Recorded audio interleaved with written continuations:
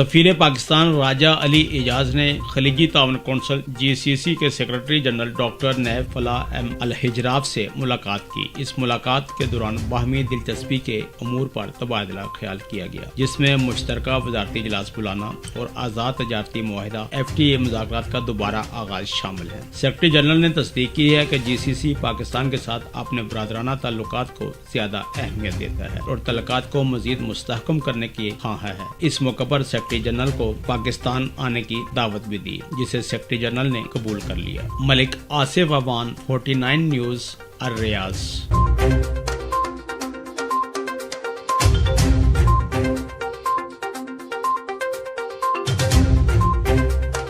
डोडियाल आज़ाद कश्मीर में कौमी परचम केस के हवाले से गिरफ्तार मुलजम बरतानिया पलट तनवीर अहमद और उसके साथी सफीर अहमद की पेशी के मौके पर मुलजमान को अदालत में पेश नहीं किया जा सका, जिस पर मुलजम के वकील साद अंसारी एडवोकेट और मुमताज हुर्रियत रहनुमा राजा अब्दुल कयूम और दीगर ने तशवीश का इजहार करते हुए कहा है कि मुलजम को अदालत में अपने दिफा का पूरा मौका फराहम किया जाए। अदालत ने समाअत 23 फरवरी तक मुलतवी कर दी है, जबकि मुलजम के वकील और राजा अब्दुल कयूम ने इस मौका पर गुफ्तगू करते हुए कहा है कि तनवीर साहब जो हैं वो यहाँ किसी बैरक में बंद हैं, उनको भी लाया गया था लेकिन उनको अदालत में पेश नहीं किया गया।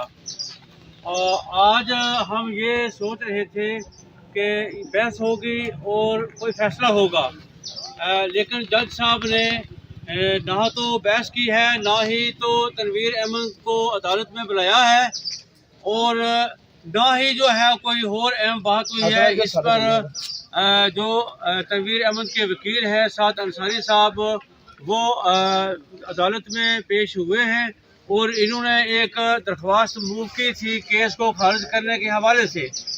मैं चूँकि केस के मुतल्लक ज़्यादा डिटेल बात इसलिए भी नहीं करूँगा क्योंकि एक कोड ऑफ कंडक्ट होता है कि मामला अभी अदालत के अंदर है, तो जब मामलात अदालत के अंदर हों तो बहैसियत वकील भी और एक शहरी के भी ये हमारा ज़रूर फ़र्ज़ बनता है कि हम उस अदालत के फ़ैसले तक अदालत के साथ मुकम्मल जो है वो ताउन करें और जो कानूनी तकाज़े हैं उनको पूरा करने की कोशिश करें। आज जो तारीख़ थी वो बुनियादी तौर पर जो केस के ऊपर जो फ़ाइनल बहस होनी थी, लेकिन जब ट्रायल कोर्ट के अंदर बहस होती है तो उसके काफ़ी सारे जो चीज़ें हैं वो अपने सामने लेके आनी हैं। तो आज हमने एक दरख्वास्त जो है ना वो मूव की है नई, उसको 249A क्रिमिनल प्रोसीजर कोड की वो दरख्वास्त है।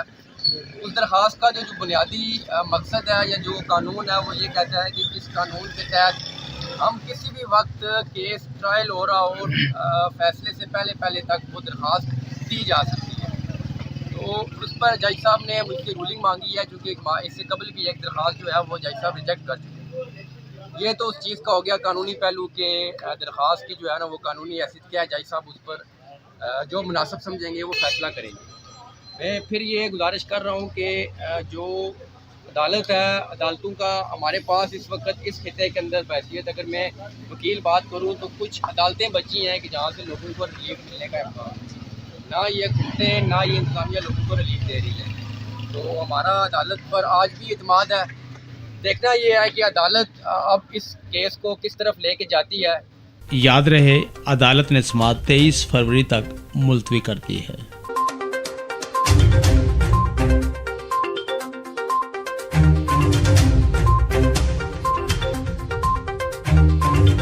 उमरकोट से ताल्लुक रखने वाले नौजवान सुहेल अराई शादी के सपने दिल में बसाए रोड हादसे का शिकार होकर मौत की आगोश में चला गया। बताया जाता है कि 23 फरवरी 2021 को मज़कूरा नौजवान की शादी थी और वो अपनी शादी के कार्ड खुद बांट रहा था। हादसा के रोज सुहेल अराई अपना शादी कार्ड डिग्री शहर में अपने अजीजो अकारब को डिलीवर करने के लिए जा रहा था कि ट्रैक्टर ट्राली की जानलेवा टक्कर का शिकार होकर अस्पताल पहुंचा। शादी की ख्वाहिश दिल में बसाए हुए मीरपुर खास में ही वो दाई अजल को लब्बैक कह गया। नौजवान की हादसाती मौत पर पूरा खानदान सोगवार है। अब्दुर्रहमान चांडियो, 49 न्यूज़, उमरकोट।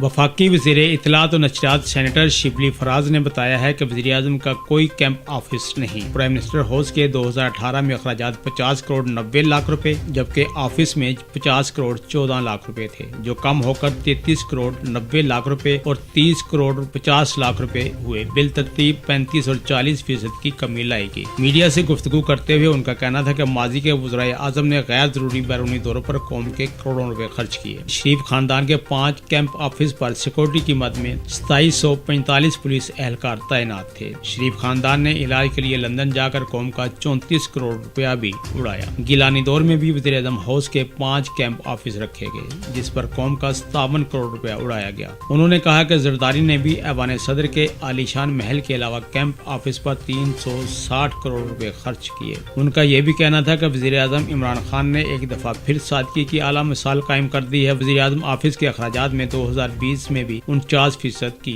नुमाया कमी और ऑपरेटिंग अखराजात 500 मिलियन से 190 मिलियन तक आ गए हैं।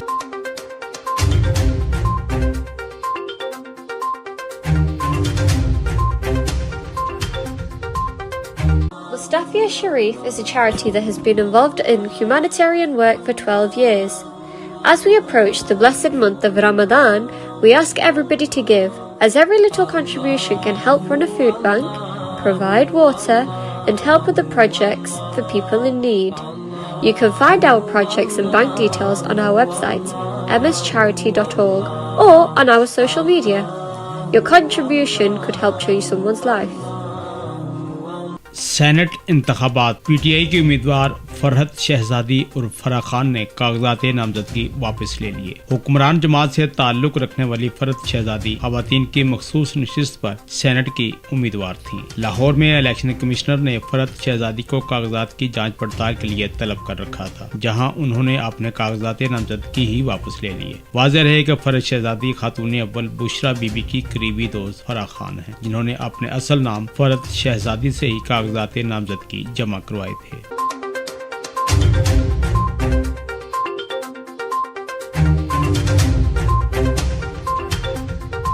वफाकी वजीर साइंस और टेक्नोलॉजी फवाद चौधरी ने कहा है कि पीटीआई सेनेट में 28 से 30 नशिस्तें लेने वाली बड़ी जमात होगी। उन्होंने समाजी राब्ते की वेबसाइट पर ट्वीट करते हुए कहा कि तहरीक इंसाफ सेनेट में 28 से 30 नशिस्तें जीतने की पोजीशन में है। नून लीग और पीपल्स पार्टी की नाबालिग क़यादत को एहसास हो गया है तेल किस भाव है। उन्होंने कहा कि जलसे, बयानात और इस्तीफों के बाद लॉन्ग मार्च खाली शार्ट पाक रह जाएगा। उम्मीद है इन जमातों के अरकान अब नई क़यादत सामने लाएंगे।